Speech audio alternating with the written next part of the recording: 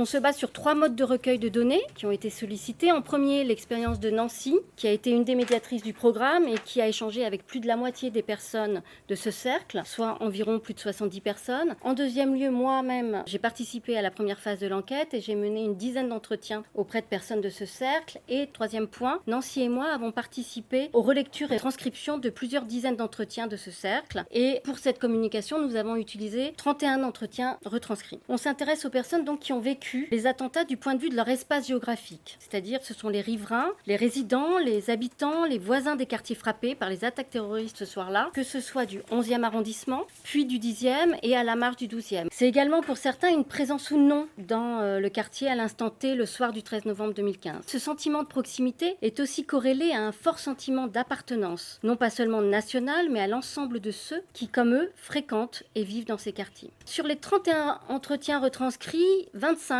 ont utilisé le mot choc ou encore l'expression « j'ai été choqué ». Les mots qu'ils utilisent pour dire cette expérience est un premier éclairage sur le sens donné à l'événement et comment ils le codifient. La répétition quasi systématique du terme choc, particulièrement pour ceux qui l'utilisent, paraît être porteuse de signification et en particulier pour ces individus liés au lieu visé par les attentats. L'utilisation du terme choc est répétée pour qualifier l'événement au moment où on l'apprend, mais aussi au moment où on en parle. Une habitante du quartier, Catherine, enseignante de philosophie dans un lycée parisien, est totalement sous le choc quand une de ses amies, chez qui son fils dort ce soir-là, lui apprend la nouvelle. Je la cite, « Je me sens abasourdie, sidérée, éberluée.